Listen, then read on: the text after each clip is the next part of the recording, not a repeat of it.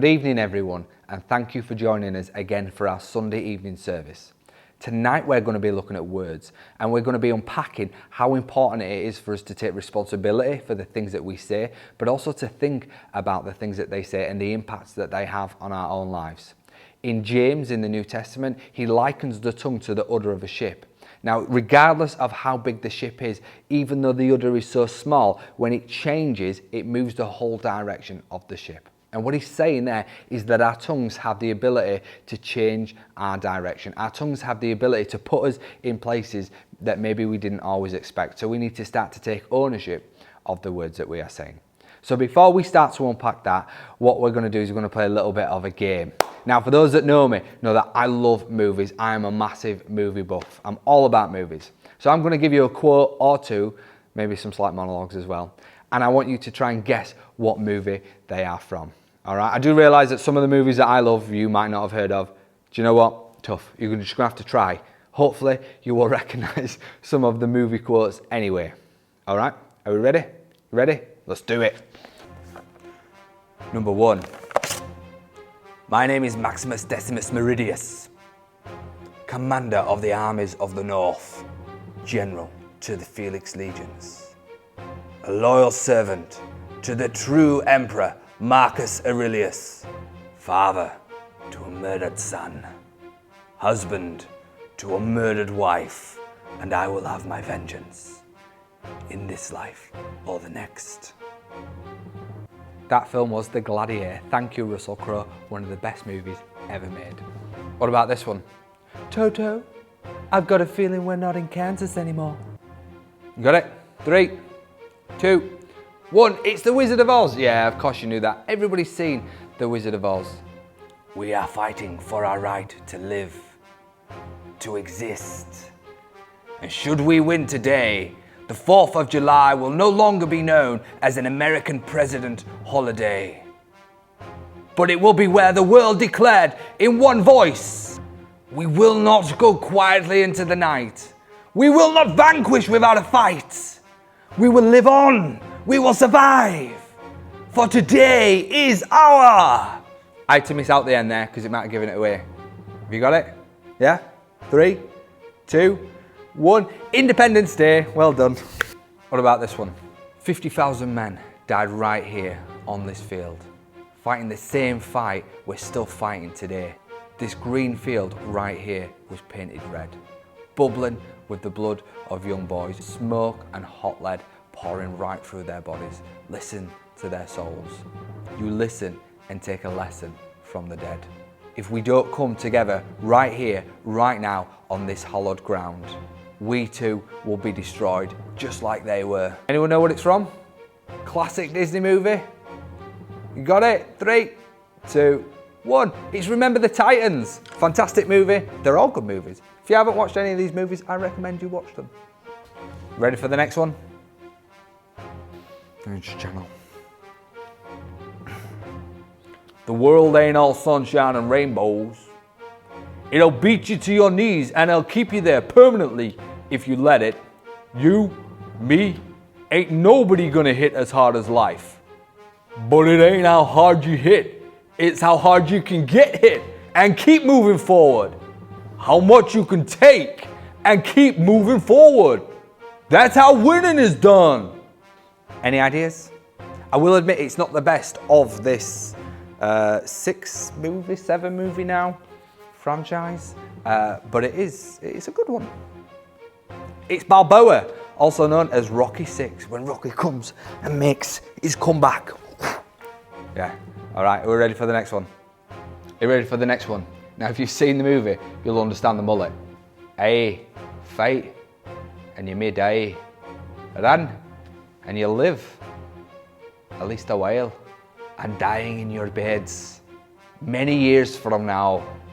Would you be willing to trade all the days from this day to that one for one chance, just one chance, to tell your enemies that you may take our lives, but you'll never take our freedom? Any ideas? Now, you won't have seen this movie, but I'm hoping that you recognise the quote anyway. It's from Braveheart. Fantastic movie. Came out ages and ages ago, but a brilliant movie. When you're old enough, do watch it. Last one, short one, see if you can get it. Do not be fooled by its commonplace appearance. Like so many things, it is not what is on the outside, but it is what is on the inside that counts. Any ideas? Calm down. What do you think? It's from Aladdin. It's from the beginning when he's selling the lamp. So you may have noticed that I love movies. And they pull me in, and a movie is made by a good speech. When the leader of a movie stands up and delivers a speech at a pivotal moment, everything changes. Some of these movies are based on fact, some of these movies are completely made up, but one thing that we always know is that when you deliver the right words at the right time, it changes the hearts of people. So what I want to do is I want to show you a clip, and this clip is from an old Charlie Chaplin movie called The Great Dictator. You may have seen the clip before. Teachers use it all the time in school because it is a fantastic clip. And I want to show you this, and we'll try and unpack it a little bit after.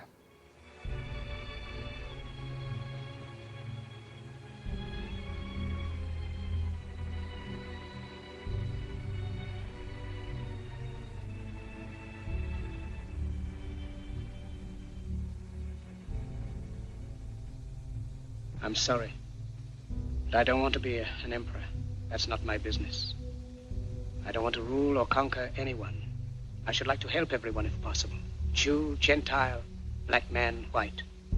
We all want to help one another. Human beings are like that. We want to live by each other's happiness, not by each other's misery. We don't want to hate and despise one another. In this world, there's room for everyone, and the good earth is rich and can provide for everyone. The way of life can be free and beautiful. But we have lost the way. Greed has poisoned men's souls, has barricaded the world with hate, has goose-stepped us into misery and bloodshed. We have developed speed, but we have shut ourselves in. Machinery that gives abundance has left us in want. Our knowledge has made us cynical, our cleverness hard and unkind. We think too much and feel too little. More than machinery, we need humanity. More than cleverness, we need kindness and gentleness. Without these qualities, life will be violent, and all will be lost. The aeroplane and the radio have brought us closer together. The very nature of these inventions cries out for the goodness in men, cries out for universal brotherhood, for the unity of us all. Even now, my voice is reaching millions throughout the world, millions of despairing men, women, and little children, victims of a system that makes men torture and imprison innocent people. To those who can hear me, I say, do not despair. The misery that is now upon us is but the passing of greed, the bitterness of men who fear the way of human progress. The hate of men will pass, and dictators die, and the power they took from the people will return to the people. And so long as men die, liberty will never perish. Soldiers, don't give yourselves to brutes, men who despise you, enslave you, who regiment your lives, tell you what to do, what to think, and what to feel, who drill you, diet you, treat you like cattle, use you as cannon fodder. Don't give yourselves to these unnatural men with machine minds and machine hearts. You are not machines, you are not cattle, you are men. You have the love of humanity in your hearts. You don't hate, only the unloved hate, the unloved and the unnatural. Soldiers, don't fight for slavery, fight for liberty. In the 17th chapter of St. Luke it is written, the kingdom of God is within man, not one man nor a group of men, but in all men, in you. You, the people, have the power to create machines, the power to create happiness. You, the people, have the power to make this life free and beautiful, to make this life a wonderful adventure. Then in the name of democracy, let us use that power. Let us all unite. Let us fight for a new world, a decent world, that will give men a chance to work, that will give youth a future and old age a security. By the promise of these things, brutes have risen to power, but they lie. They do not fulfill that promise. They never will. Dictators free themselves, but they enslave the people. Now let us fight to fulfill that promise. Let us fight to free the world, to do away with national barriers, to do away with greed, with hate and intolerance. Let us fight for a world of reason, a world where science and progress will lead to all men's happiness. Soldiers, in the name of democracy, let us all unite!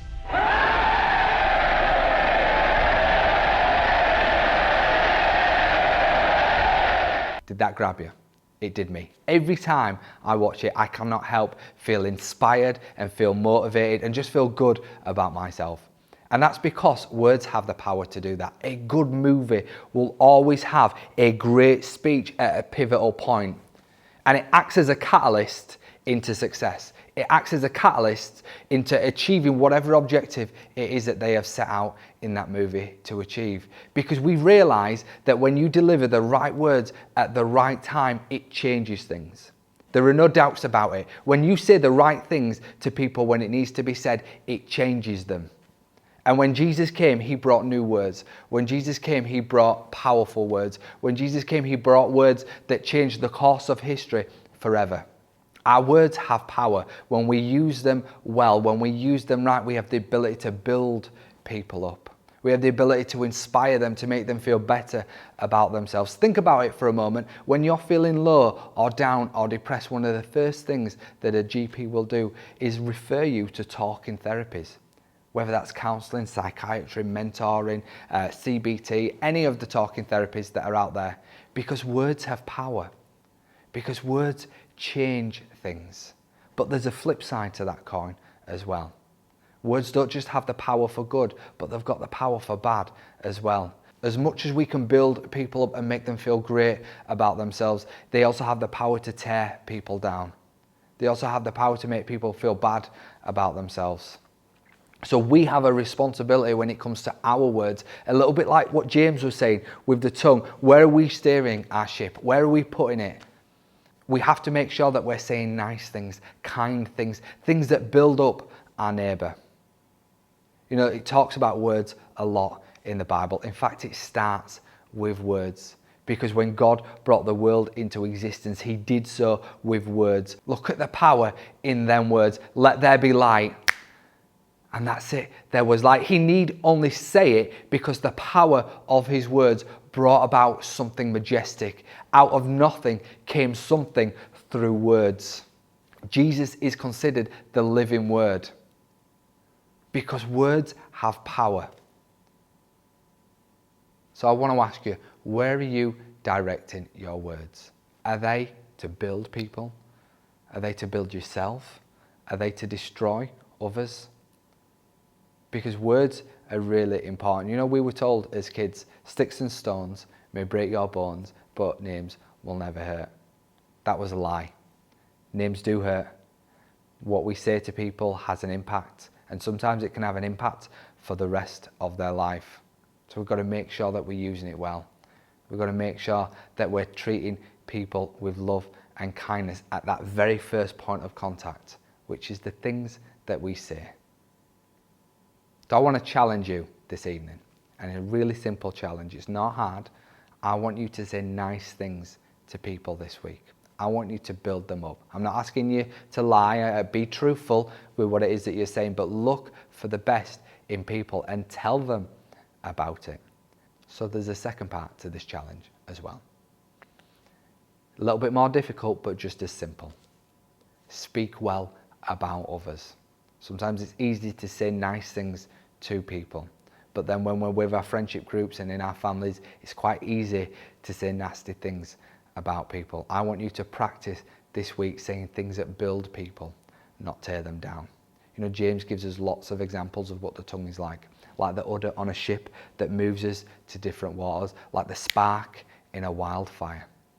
And what he's saying is that our words have the power not just to have an impact on us, but our whole community. So we need to take responsibility for what we're saying and know that our words carry power and carry meaning. So this week, try and say something nice to people and something nice about people. And let me know how you get on. Email me at domaine@bccleeds.org. I would love to know how you're getting on. In fact, say something nice about me. I would like to hear that. If you really like my hair, then, you know, just let me know, because it's lovely hair. All right, so that's going to be our meeting. We're going to bring it to a close now. I hope that you've had a nice time. Please do get in contact. We would love to hear from you. Don't forget, we have a Friday night Zoom meeting. We're unpacking the Trinity at the moment. It's very interesting. We would love for you to join us. But other than that, take care, have a nice week, and I will see you later.